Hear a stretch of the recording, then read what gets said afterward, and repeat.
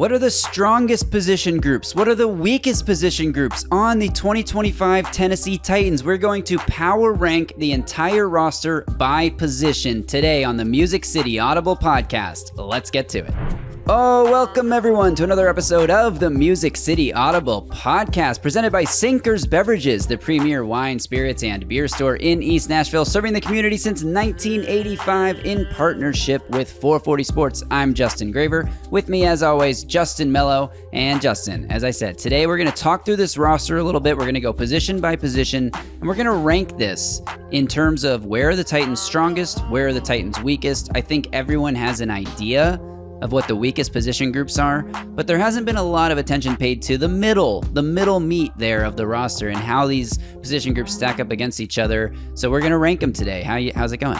Doing well. Yeah, excited to do this. I think not everyone's going to agree on this 1 to 10 exactly the way we have it, and I think that's what's most exciting. I mean, you and I don't even agree exactly 1 to 10. I think that's what's most exciting about this is sort of the discourse and the room for conversation and discussion that this creates is the most interesting part of this exercise. So I'm excited to get into this, and I had some fun with my personal positional rankings. Yeah, and I also think it's a good excuse to sort of just talk through different points of the roster that interest us more. We won't spend the same amount of time on every position group, but there will be some that we can dive deeper a little bit onto. And then I also think we can contextualize a little bit some of these position groups, how they compare to the rest of the NFL and where the Titans sort of stand from that perspective. One note for our audience, we did not include special teams. So we did not include kicker, punter, long snapper. That's not considered necessarily a position group. We're sticking to offense and defense for this exercise because I think that's where the conversation... We don't know who the returners are going to be. It's a little more difficult, I think, to predict where the special teams is, this early on. But with talent at position groups, I think it's a lot easier and a lot more fun to partake in this exercise. Absolutely. And I think this is something our audience can also play along with and do their own. Like right now, as you and I are talking before we get into it, really come up with your own rankings. There's 10 position groups on the Titans. Drop it in the comments below. 1 to 10, how would you rank the Titans position groups? Or if you don't want to do the full ranking, what's the strongest? What's the weakest? Put it in the comments below. I think we're going to have a consensus on the weakest position group, but we'll see. We will see, I guess. If you want to match us 1 to 10, we grouped O-line as one unit.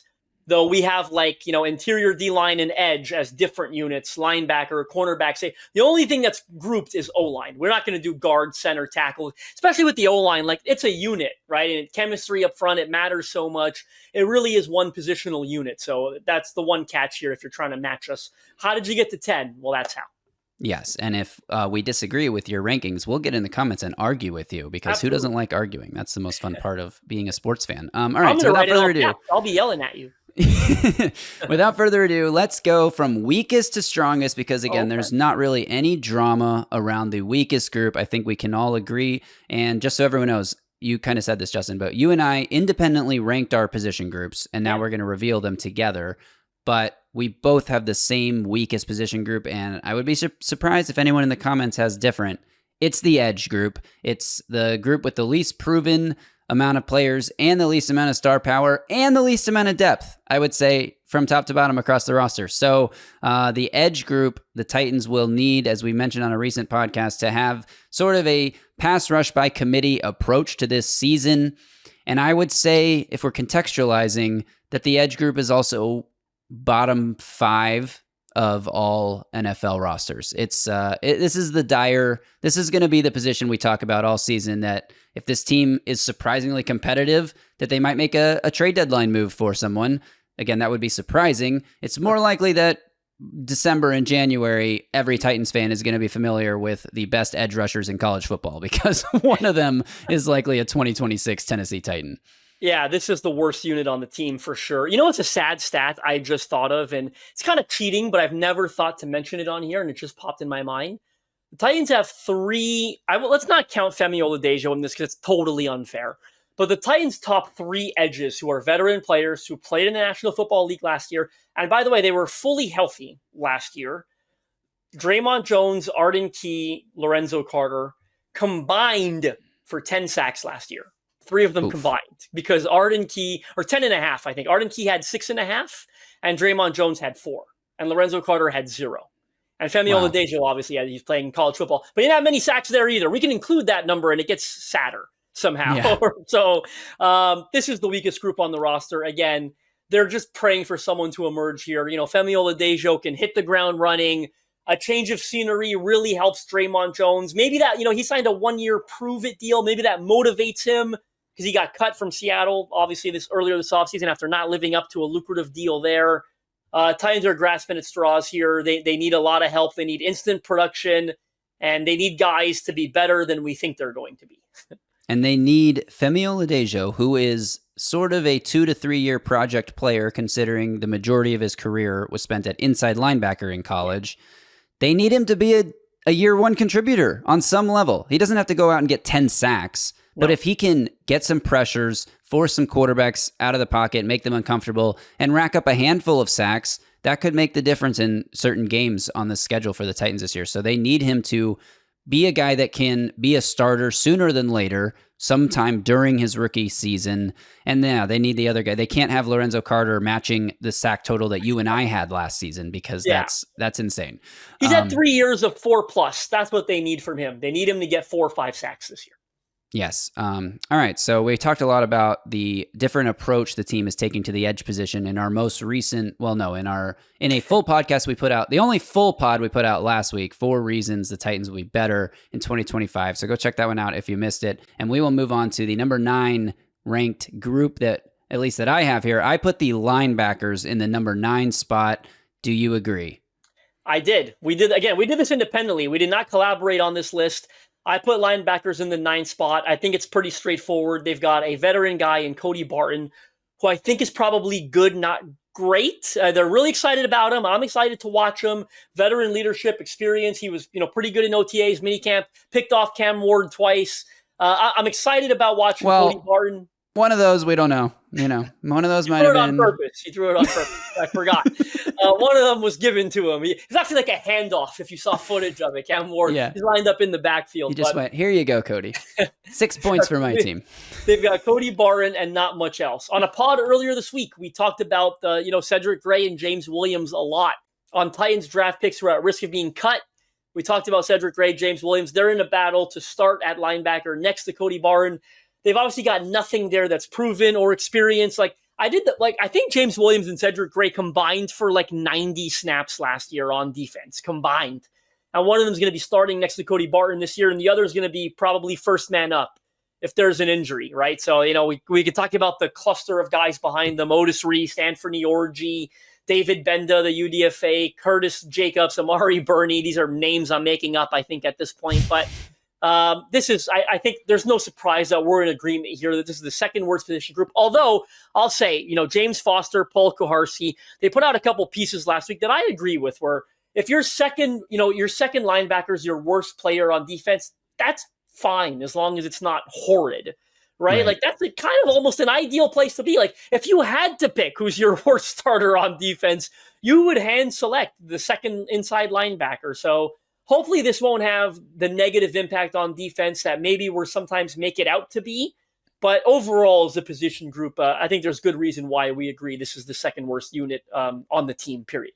Yeah, and every roster is going to have holes, and this is one for the Titans as linebacker too. And they have bodies that could step up and, stake a claim to this position. But to your point, something that PK wrote in that piece about, linebacker being okay to be your worst, second linebacker being okay to be your worst position on defense is that there's packages where that second linebacker might only be on the field for 30% of snaps in the game. Yeah, so, you're taking him off to put an extra defensive back on the field. You don't necessarily need super strength there, but I think what's interesting to me about this position is the depth.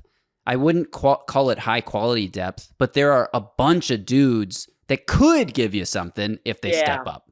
I just need to see that it's not quantity over quality. You know what I mean? Before I'm comfortable saying that.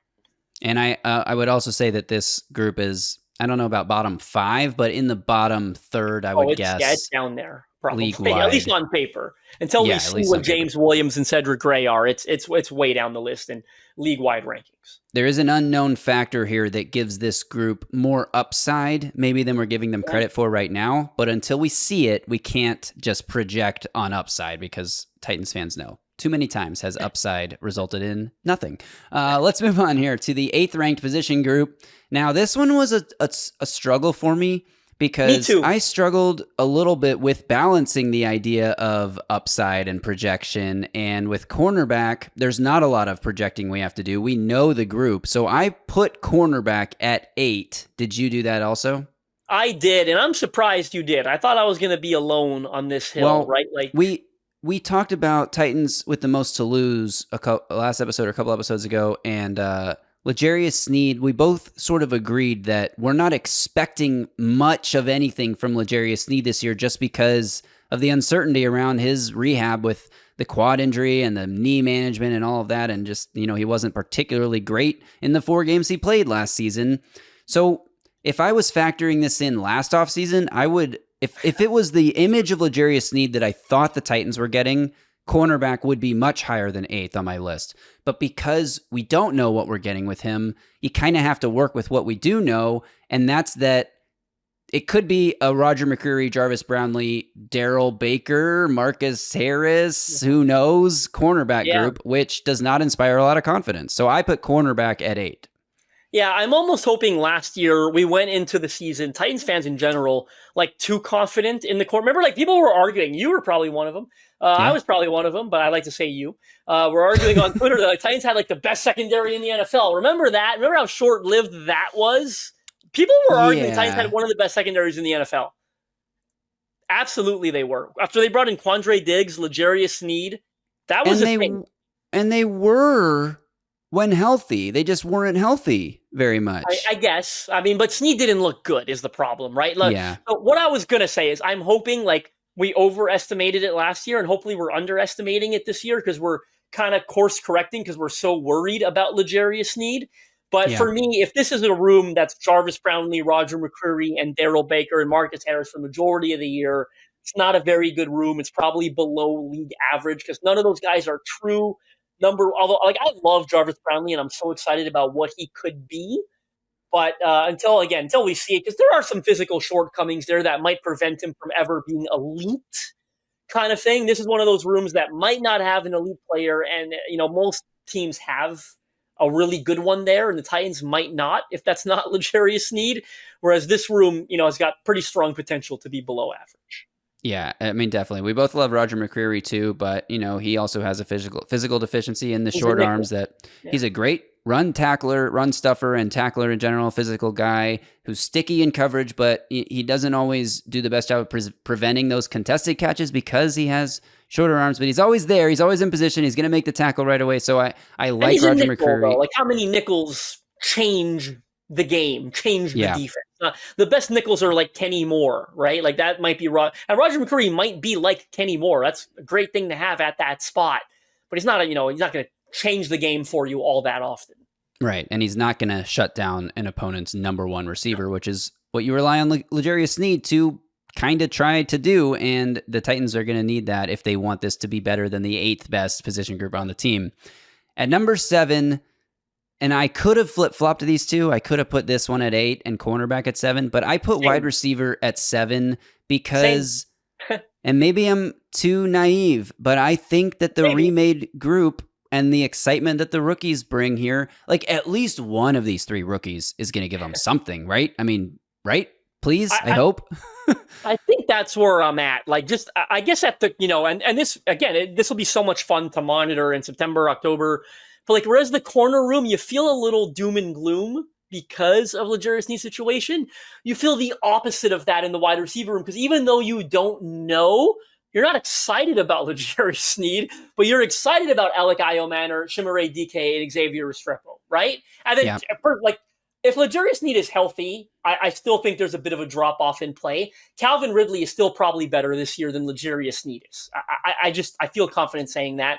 And then you hope Tyler Lockett gives them something as a veteran guy in the room. And then you're excited about what those rookies give you. Like, I was surprised when I did this exercise that I put receivers here ahead of corners, but because there is there's a universe out there where it goes bad. And I don't want to be that guy, but like all the good stuff we said about Will Levis last offseason and it all went wrong. Like, technically the rookie receivers, they're 4th round picks and UDFAs. They might not give you much. Like, we're banking on it, and we're banking on Tyler Lockett not being completely finished, right? Like, there is a lot of projection here, and it could go poorly. That's the truth.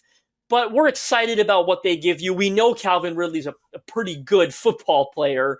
All those reasons make me put receiver ahead of corner, but we're not getting too ahead of ourselves. It's still at number 7. And this one is maybe the hardest to contextualize against the rest of the NFL because we don't know how these rookie receivers are going to be. They're probably somewhere close to where the Packers were before everyone knew that Jaden Reed was good and that Romeo Doubs would give them something and that Dontavian Wicks could make some plays here and there. Like, that's what I'm hoping best case scenario for this group is that something that resembles that Packers group from a couple of seasons ago. And I would wager if you talk to people around the league who aren't invested the way we are, they'd pull up the depth chart and say, shit, that's bad. More people probably think it's really bad. And that's fine. I get it. Like, if you're not here and you're just looking at, and sometimes when you're more removed, you make better. Like, remember last year when people said the Titans were going to be terrible, and we were like, they're not going to be terrible, and they were terrible. Like, sometimes the further removed you are, the clearer you see things. So I imagine most people think this room is really bad. We're excited about the upside. Question: is Calvin Ridley right now the second or third best player on the Titans roster?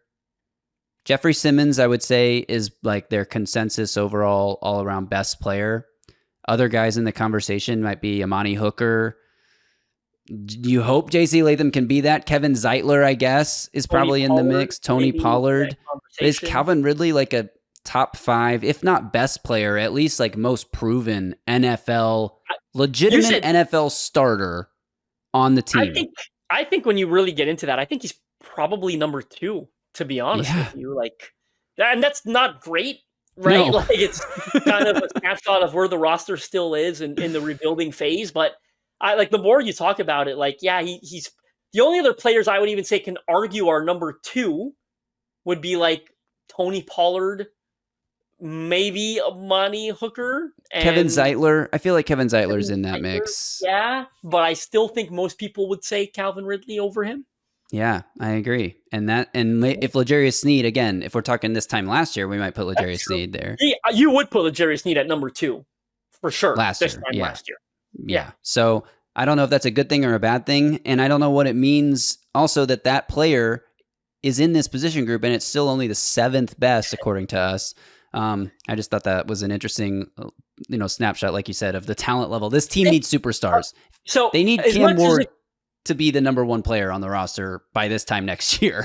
100%. And as much as I almost put this group 8th, to be honest with you, I almost put it 6 too. So let's get into, my number 6 is tight end. What about yours? Yes, I also have tight end here. And I think this 6, 7, 8 range, you could put them in any order, and I wouldn't necessarily argue with you.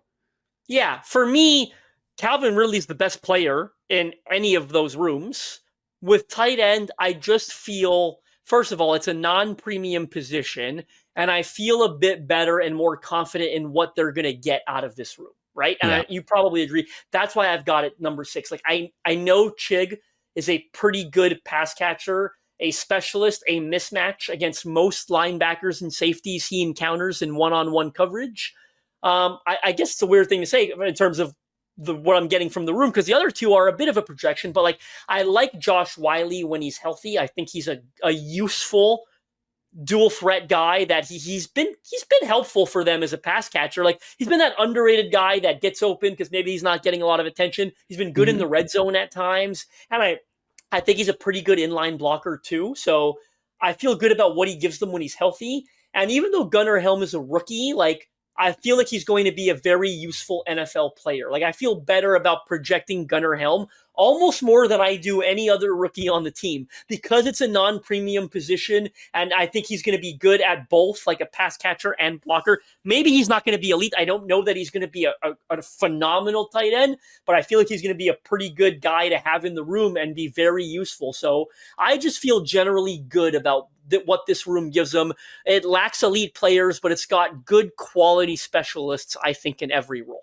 And I think anyone that might push back on this to say, like, well, Calvin Ridley's clearly the best player and you're excited about the receivers, they should be higher. The difference is you only have to play one tight end at a time, and sometimes two, maybe more than occasionally two, but usually one or two. With receiver, if you only have one receiver on the field, you're in a special jumbo short yardage package. Like, you need to put two, if not three receivers on the field.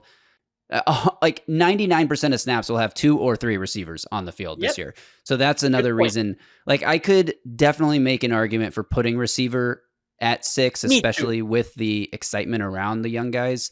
But in terms of like what they're going to, like you said, what they're going to get out of the group, I'm a little more confident in what they'll get from tight end right now. Same. All right. Number 5, Justin, reserve your gasping for after I give it an explanation. I put the quarterbacks at 5. I put them number 4. So this is the one that we slightly disagree on, which is fair. I'm going to go with the Cam Ward excitement and upside. And I don't care. Of course, you don't care either. Like Tim Boyle, Brandon, I'm not factoring any of that into the room. I just purely went on what I hope Cam Ward's going to be. And I put them at number 4. You've got him at 5. Yeah, so I have him at 5 because I do think there is some element of, if Cam Ward, for whatever reason, gets hurt, the remaining players in this room... any position. You could, but, I'm factoring in the fact that they have 7 receivers that I feel okay about having to play the majority of the snaps, that their tight end 3 right now, probably, in Gunnar Helm, could be tight end 1, that at cornerback, the depth isn't great, but that's why they're 8th here. With quarterback... Again, if Cam Ward, for whatever reason, can't play, the remaining guys is the worst group of 3 quarterbacks in the NFL. And I feel comfortable saying that. Now, Will Levis may or may not be on the roster by the time we get to the season. And if he's not, then Tim Boyle and Brandon Allen are probably like the 70th and 80th best quarterbacks will be employed in the entire league, right? I mean... Is that too harsh? Like, they are... I don't know about 80th. I mean, I guess, I guess it's up there, but yeah. If 32 teams have 2 or 3 quarterbacks, you're talking 60 to 90 quarterbacks, and they're in the bottom of that group. Like, they are some of the worst ones. Like, they are, yeah. No, Tim Boyle might be the worst quarterback in the National Football League that we have seen his career play out thus far. I can't believe that for months you've been the official driver of the Cam Ward bus. I know. And I put quarterbacks at 4 and you've got him at 5. I know. But I'll be honest, same thing here. I could have flipped. You're probably going to have the same position group next in reverse order. I could have flipped quarterback in the next position group. I'm so shocked I went quarterback at 4. I was a little surprised I did it. I just feel better about what I'm getting out of, it's crazy to say, he's a rookie, out of Cam. I think there's more projection with the next group, even though I'm excited about it. Well, I would disagree. I think there's more projection just because Cam Ward's a rookie. And as much as like, I feel like he is going to be a special player, like there's just something that tells me that. And if Cam Ward is not good, Justin, I might have to delete every social media account that I have. This podcast might be evaporated from the earth because I have put my entire reputation as someone that I believe I'm decent at evaluating talent coming out of the draft. And like, if Cam Ward's not good, I'm cooked. I'm toast. I'm done. I'm going to just host and let you do all the analysis. But so all that said, I still put them 5th because it is a projection, whereas I feel and the next group is definitely a projection too, but I just feel like there are proven players in the next group. So let's get to it. Yeah, 100%. There are proven players on the offensive line, which is why I put them at number 4 and you put them at number 5. Even if we don't know how the unit's all going to gel and J.C. Latham's changing positions and Peter Skoronski needs to be more consistent throughout the course of a full season. And Lloyd Cushenberry has a big injury he's coming back from. And Kevin Zeitler's Moore, did they overpay Dan Moore? And Dan Moore gave up a lot of sacks last year. Was it because he was blocking for Russell Wilson and Justin Fields, 2 guys who notoriously hold the ball too long and take sacks? Or was it because he had Myles Garrett and Trey Hendrickson going against in division? the division that he was in? Or is he just not that good? Or is he going to be good for us as Titans fans because we've witnessed terrible tackle play? Yes, there's a lot of projection, but Kevin Zeitler is a Pro Bowl player. Lloyd Cushenberry has been a good player before injury. Peter Skoronski finished the year on a really good note. I think PFF had him as the best pass protecting guard in the NFL over the last 5 weeks. And J.C. Latham, the coaches have been speaking so highly of him. He looks amazing. Listening to him on Bussin' with the Boys, I'm so confident in the mental aspect for him that I just feel really good about finally what they're going to field at offensive line. I'm not worried about J.C. Latham or Peter Skoronski at all. I think they're both going to be outstanding this season. It's the question about Dan Moore. It's the question about Lloyd Cushenberry injury. It's the question about Kevin Zeitler's age. I love this group. I feel good about it. I'm just, I think, so excited about Cam Ward that I'm asking slightly less questions of him than I am of Cush's injury, Zeitler's age, Dan Moore's numbers last year in the contract and all that. Like, I feel great about this group. Best group on paper the Titans have had on the O-line since the Ben Jones, Taylor Lewan, Roger Saffold prime years. I don't know that's going to be quite that good, but I do have a ton of faith that this is going to be like the 14th best O-line in the NFL, the 12th, 13th, 15th best O-line in the NFL. What a massive upgrade that is from being 30th, 31st, or 32nd like they've been the last couple of years. So if that's where you have the O-line contextually to the NFL, and I know this isn't completely... I know what you're going to say. I know this isn't completely fair to Cam do. Ward's a top 10 quarterback, ladies and gentlemen. That's what you're asking me. I'm just going to go ahead and go get on that hill. What? Let's compare Cam Ward real quick while we're here to recent rookie seasons, and you tell me if you'd be happy or unhappy, dissatisfied. I'd be happy with the Caleb Williams here. You could stop right there. Caleb Williams, Justin Herbert was better, I think, than Caleb Williams. Baker Mayfield was better best ever. CJ Stroud and Jaden Daniel. Justin Herbert might have been best ever at the time, but so was Baker Mayfield. Baker Mayfield broke the rookie passing touchdown record that Herbert went on to also break. I don't even remember that Baker Mayfield did that. Yeah, and he didn't even start the whole year. So Baker Mayfield, I'd be happy with the Baker Mayfield season. Here's one that I think it starts to get more questionable. Kyler Murray. Now, Kyler Murray beat A.J. Brown for Offensive Rookie of the Year. A.J. Brown had one of the most efficient rookie receiving seasons we've ever seen in terms of yards per catch, yards per route run, yards after catch, same metrics I used to describe Chigakonkwo on a recent episode we just did. And Kyler Murray beat him, and Kyler Murray did not have a great rookie season, numbers-wise. Now, he adds an extra element because he is extremely athletic with his legs, more so than what Cam Ward can probably bring with his legs. But does a Kyler Murray season excite you enough for Cam Ward if that was what Cam Ward's rookie year looked like? And for context, Kyler Murray's rookie season, 3,700 yards, 20 touchdowns, 12 interceptions, and then he added 544 yards on the ground and 4 more touchdowns there. So I'm not expecting Cam Ward to rush for 500 yards, but no. I mean, 3,700 yards, it's good. We definitely take that. 20 touchdowns to 12 interceptions, like, is that good enough for you? You do got to factor in the rushing yards, like 4,200 yards. Yeah, is what he accounted for. So. And 24 total touchdowns. Yeah, but that's pretty good. Yes, I would take that. Yeah, okay. I don't care if the rushing yards are less and he's got 4,000 passing yards instead, but the point is, Caleb Williams was, 38? It was around the same thing, like 3,800 yards, 20 touchdowns, 6 interceptions, I think.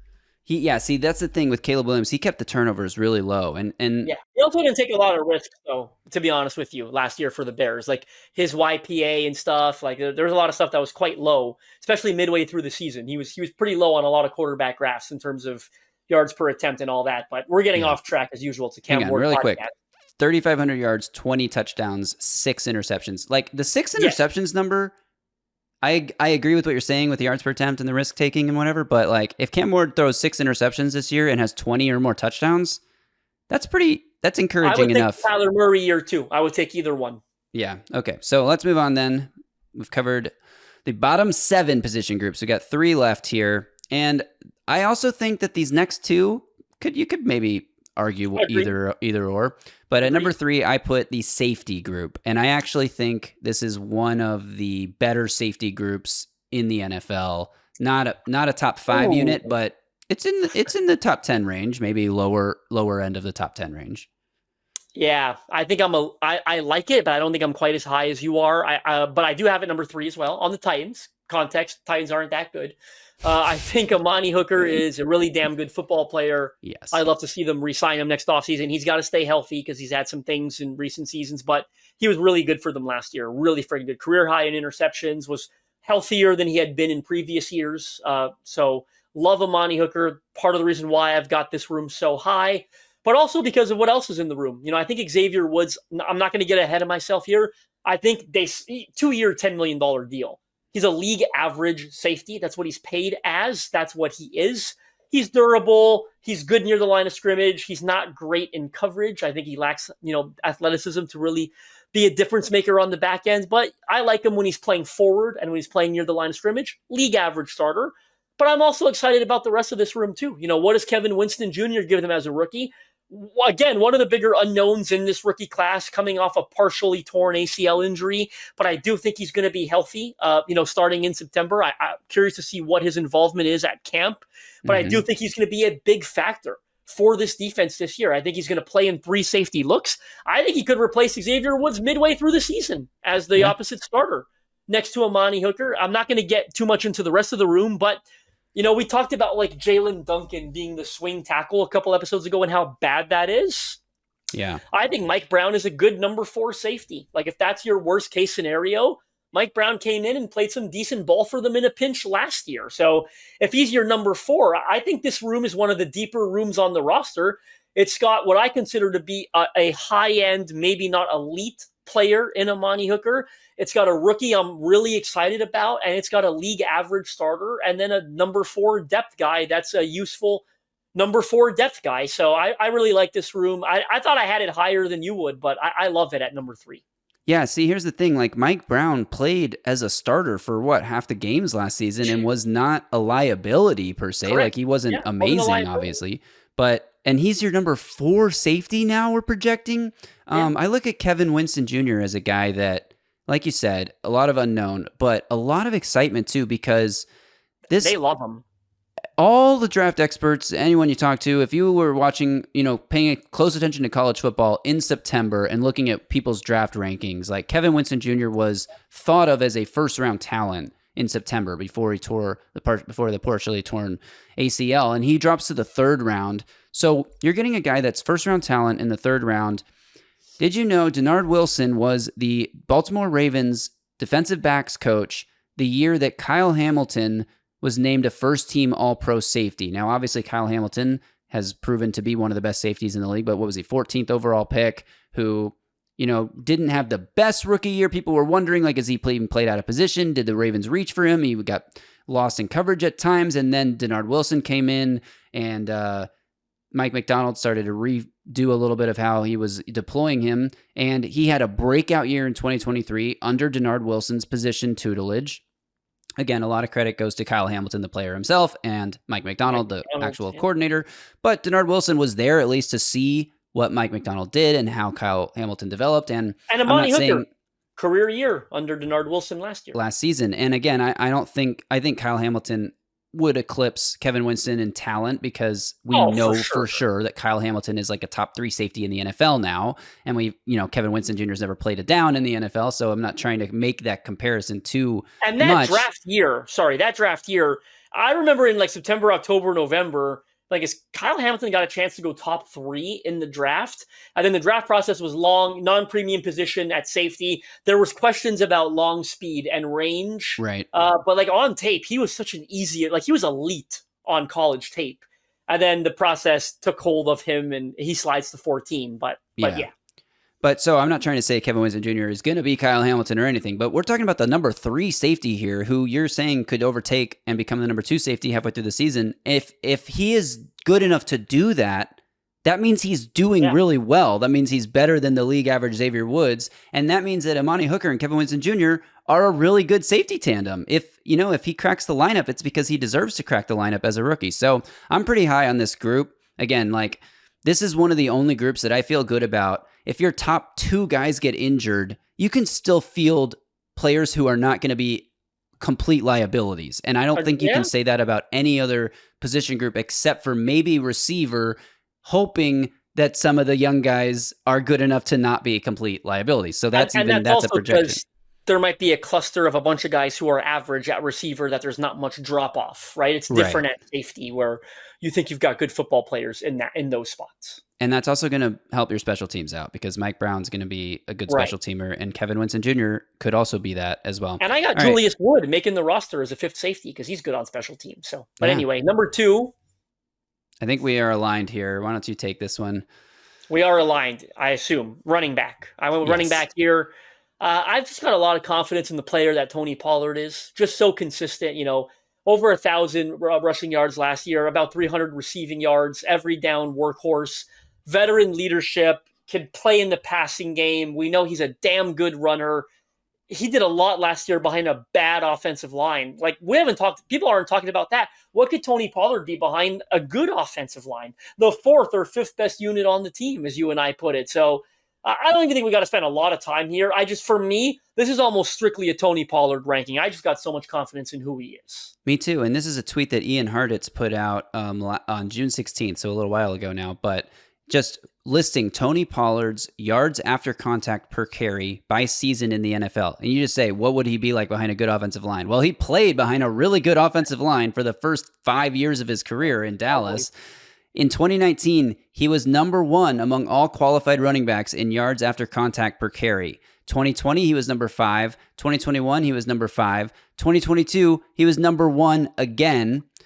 2023 was the year that he suffered the injury. He was still number 16. It's not like he was terrible. It was his only year outside the top 6, because last year, 2024, he was number 6 in yards after contact per carry. And that means that he is generating additional yards, more than what is blocked, almost every time. He's tough. He's good. He's not elite, but he's good in the passing game too. And he's good in pass protection. And then you throw in the fact that you got Tajay Spears when he's healthy to provide some electrifying ability. You know, again, when he's healthy is not always, so that's part of it. But you're excited about what Khalil Mullings can do as a short yardage bruiser. You know, Julius Chestnut can give you replacement level play if he had to. You're not he's not generating amazing yards out there and creating offense on his own, but he's not missing reads or going down super easy. Like, he's going to run hard and he's going to pick up yards if you had to rely on him. So I think the combination of depth and the top end talent that Tony Pollard is, and maybe Tony Pollard needs to be more in the conversation than we gave him credit for, with Calvin Ridley for second best player on the roster in most of the conference. He's right up there. He is. He's right up there.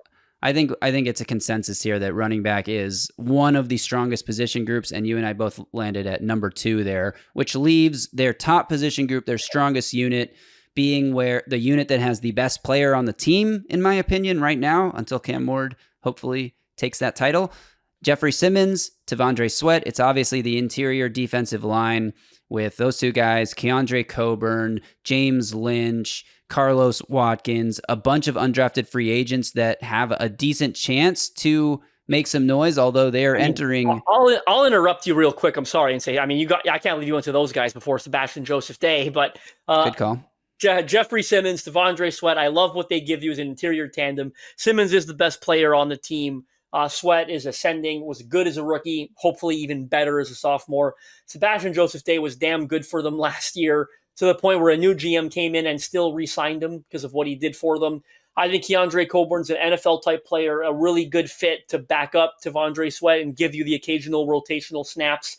And then James Lynch was good for them, too, as a rotational guy, and that's why they brought him back late in the process as their number 5. Like, this unit has the best player on the team, one of the most exciting young players on the team, and then good depth from number 3 through 5. So I'll be like, as much as excited as I am about Tony Pollard, or much I love Tony Pollard, I love Amani Hooker. This isn't close to me. Like, IDL is the best position group on this team, not a close number 2. I think it's clear and obvious that they are the number 1 position group. And you didn't even mention Carlos Watkins. Nobody's really mentioned Carlos Watkins, and I understand he's a nobody. He is a nobody. I mean, he might not make the team, but like, when you talk about having depth 1, 2 through 5, like, this guy has lasted in the NFL for 9 seasons for a reason. Like, he may be just a replacement level guy that you churn the back of your roster with, and there's a pretty good chance he doesn't make the team because this unit is so stacked. But it's a guy. I literally haven't heard a single member of Titans media say his name, I don't think, like, this entire spring period. So I wanted to just get that in there because he does exist also. He's hung around, he's started 37 games over 8 seasons. He's appeared in 87 games. Like, that's a long, successful career. They need more guys like So, that at edge and stuff like that at linebacker. yeah, So, but absolutely. this is the best unit on the team. Again, I got high expectations for this group this year. They need it to be, because it's crazy how good this unit could be, but how worried we are about the pass rush, because usually that's coming from the edges more than it is, especially when you've got a nose tackle included in this group, and T'Vondre Sweat, who's probably not going to put up a ton of sack production, but neither here nor there potentially. I love this unit. It's best on the team. And, stop me if this is too cliche, but Jeffrey Simmons looks like he's in some of the best shape of his life. You hear that about people every He does look good. He offseason? dropped a ton of weight there at minicamp. Came in, I think he said 15 pounds lighter roughly, and Yeah, wants and to he play is, around 305, 310, I think he said this year. I think, what was he say, 305 or 295? Well, regardless, he's lighter than he was, and I think he's more motivated than he's ever been to get that double-digit sack season. It's a pretty arbitrary cutoff point between 9 and 10 sacks, but he wants it. He's hungry for it. We only had 5 last year, so let's just get closer to 10. Yeah, and I've been giving him some grief on this show, not to his face, obviously, but I've said multiple times to you when we're talking about the season that, like, oh, well, will Jeffrey Simmons be on IR by week 13 or whatever again? Like, and I want to walk that back a little bit, because the biggest reason that that's happened has been the Titans being completely non-competitive for a playoff spot and just packing it in. So if they can stay competitive a little longer, it'll give Simmons a chance to have better sack production, because he won't be shut down by week 14 or whatever. So I'm really excited about that group. Another thing I'm really excited about, Justin, is Sinker's 40th birthday jamboree coming up on August 9th, 5:30 p.m. at the Basement East. Get you tickets, only $10, live music, tons of free giveaways. $10 tickets include 2 free drinks. 2 free drinks for $10. I mean, that you're just buying 2 free drinks, and the proceeds go to benefit the Martha K. O'Brien Center in East Nashville. Great cause. So get your tickets at the link in the video description, podcast description. If you're listening on audio, come out, have a good time, support a good cause. And that'll do it for this episode. Thanks to everyone for tuning in. If you are still listening and you just listened all the way through that ad, then you might as well subscribe to the podcast if you haven't already done so. We appreciate you guys hitting that subscribe button. We're over 4,000 subscribers, which was a big goal that we wanted to hit. We hit it, but now we have bigger goals, because that's, we have a growth mindset. We're always looking at the next thing. So let's creep us closer and closer to 5,000. We're a far ways away now, but we're almost to 4,100. By the time this episode actually drops, we might be over 40. We probably will be over 40. I should just say we're over 4,100. And if that's wrong, then hit subscribe and make it right. All right, that's it. I have nothing else. I'm rambling. Justin, say something. No, we're good. I think you guys stayed that 1 through 10, 10 through 1. We went backwards.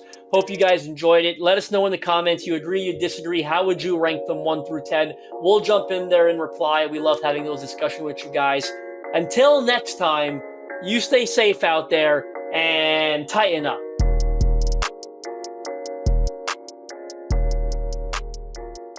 A Broadway sports media production.